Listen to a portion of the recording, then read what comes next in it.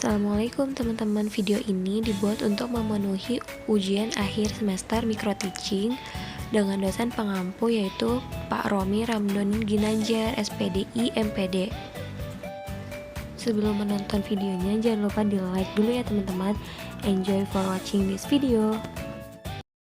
Assalamualaikum warahmatullahi wabarakatuh. Saya Nur Fitri Damayanti, biasa dipanggil Fitri. Di sini saya akan membahas RPP kelas 1 tema 7 subtema 1, yaitu tentang benda hidup dan tak hidup yang ada di lingkungan sekitar kita. Apa kabar adik-adik? Gimana kabarnya kalian semua? Ada yang tahu nggak kita mau belajar apa hari ini? Ada yang tahu nggak? Yap, betul. Kita hari ini akan mempelajari tentang benda hidup dan tak hidup yang ada di lingkungan sekitar kita.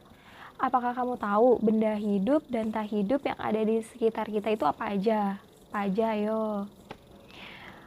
Di sini kakak akan memberi tahu kalian ciri-ciri benda hidup yang ada di sekitar lingkungan kita.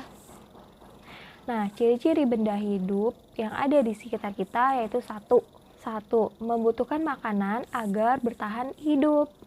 Nah, yang kedua yaitu bergerak. Bergerak itu adalah berpindah tempat dari tempat yang satu ke tempat yang lainnya. Contoh bergerak pada hewan yaitu misalkan ular. Ular bergerak dengan cara melata atau merayap. Contoh kedua yaitu harimau. Harimau bergerak dengan cara berlari. Yang ketiga yaitu kupu-kupu. Kupu-kupu bergerak dengan cara terbang. Yang keempat yaitu ikan. Ikan bergerak dengan cara berenang. Yang kelima yaitu katak. Katak bergerak dengan cara melompat. Ciri yang ketiga yaitu tumbuh besar. Tanda-tanda pertumbuhan bertambah panjang, tinggi, dan lebar. Kalian bisa perhatikan gambar yang di samping kakak? Nah, tanaman, manusia, hewan itu bertumbuh besar. Ciri yang keempat yaitu berkembang biak. Nah, berkembang biak adalah untuk mendapatkan keturunan dan bertambah banyak jumlahnya. Cara berkembang biaknya yaitu dengan cara satu bertelur. Contohnya itu adalah ayam, burung, dan bebek. Yang kedua adalah melahirkan. Contohnya yaitu gajah, kambing, sapi. Sekarang kalian sudah tahu kan ciri-ciri benda hidup itu apa aja? Sekarang waktunya kita berlatih. Ayo kita berlatih. Sini kakak mempunyai beberapa soal, yaitu 1. Aku tahu burung disebut benda hidup karena apa? Ayo adik-adik. Kakak bantu jawab ya. Burung disebut benda hidup karena memiliki ciri-ciri seperti membutuhkan makanan agar dapat bertahan hidup, bergerak dengan cara terbang, lalu bisa tumbuh besar, dan yang keempat, burung juga bisa berkembang biak dengan cara bertelur. Jadi, burung disebut benda hidup. Pertanyaan yang kedua adalah, aku tahu kucing disebut benda hidup karena apa? Ayo adik-adik. Oke, kakak bantu jawab lagi ya.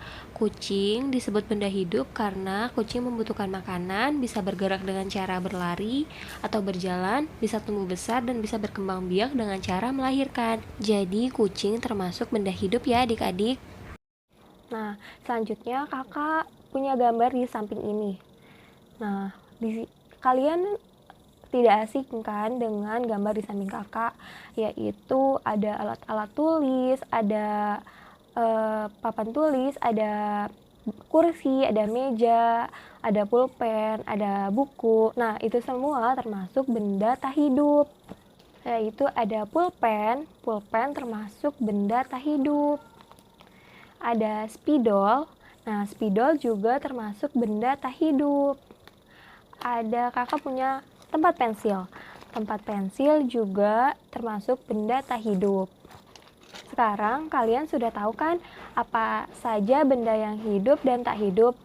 Nah, sekarang kalian kelompokkan benda tak hidup dan benda hidup yang ada di sekitar kalian. Apa saja itu?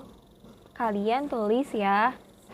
Oh iya adik-adik, apakah kalian ingat gambar lambang negara kita yang ada di kelas kalian? Nah, gambar lambang negara Indonesia yang ada di kelas kalian itu merupakan benda hidup atau tak hidup ya adik-adik? Yap, benar. Gambar lambang negara yang ada di kelas kalian itu termasuk benda tak hidup. Nah, kalau gambar lambang negara yang di samping kakak ini, lambang sila keberapa ya adik-adik? Ada yang tahu nggak? Betul sekali, gambar lambang negara yang ada di samping kakak ini, kepala banteng ini adalah lambang sila keempat. Nah, kakak mempunyai gambar yang ini. Ada gambar kepala banteng dengan garis putus-putus. Sekarang tugas kalian adalah menyambungkan gambar kepala banteng ini menjadi gambar yang utuh. Dan jangan lupa diwarnain ya sesuai dengan lambang sila yang keempat. Oh iya, bagaimana ya bunyi sila yang keempat?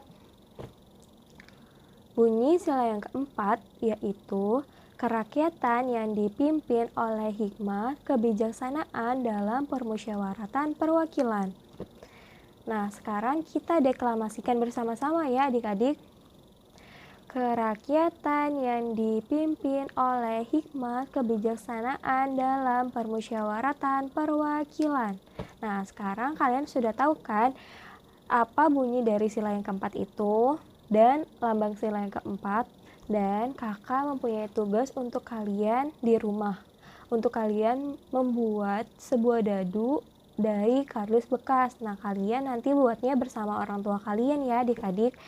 Sekian dari kakak, kurangnya mohon maaf, lebihnya bisa kalian manfaatkan. Wassalamualaikum warahmatullahi wabarakatuh. Thank you for watching teman-teman.